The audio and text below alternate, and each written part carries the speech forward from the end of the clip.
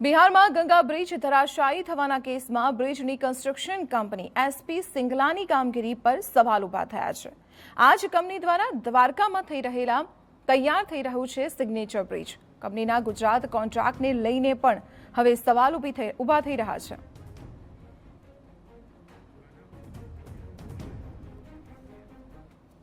ત્યારે આ મામલે વધુ વિગતો મેળવીએ અમારા એસોસિએટ એડિટર કિંજલ મિશ્રા પાસેથી। કિંજલ, જે બિહારનો ગંગા બ્રિજ ધરાશાયી થયો તેની જે કોન્ટ્રાક્ટ કંપની છે તે હવે દ્વારકામાં સિગ્નેચર બ્રિજ બનાવી રહી છે। હવે આ કંપનીને અપાયેલા કોન્ટ્રાક્ટ પર સવાલ ઉઠ્યા છે। શું વિગતો મળી રહી છે?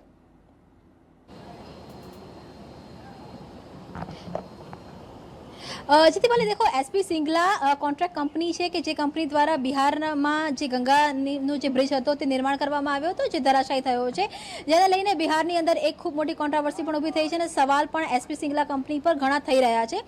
મહત્વની બાબત એ પણ છે કે દ્વારકા પર જે સિગ્નેચર બ્રિજ તૈયાર થઈ રહ્યું છે એ પણ આ જ કંપની દ્વારા તૈયાર થઈ રહ્યું છે। ત્યારે શું આ કંપનીનો જે કોન્ટ્રાક્ટ છે તેને કન્ટિન્યુ કરવામાં આવશે કે નહીં તેની પર સવાલ ઊભા થઈ રહ્યા છે। સવારે ટીવી 9 દ્વારા આ મુદ્દે સરકારની જે પણ કહી શકાય કે જે તપાસ હતી અથવા સરકાર આખરે કયા મૂડમાં છે તેની પર નજર રાખવામાં આવી।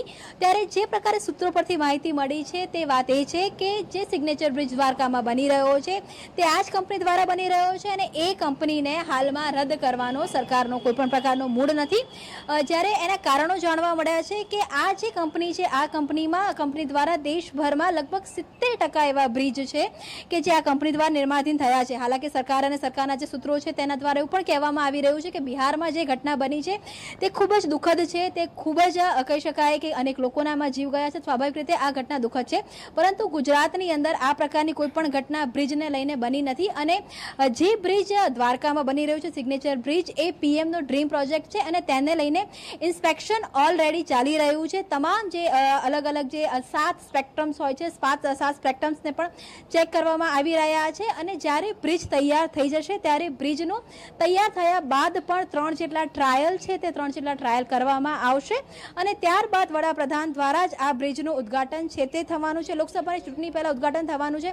હાલાકી આ જે કંપની છે આ કંપનીને લઈને અત્યારે ઓહાપો ખૂબ થઈ રહ્યો છે અને કેમ કે બ્રિજ ધરાશાયી થયો છે એટલે સવાલ પણ ઊભા થઈ રહ્યા છે।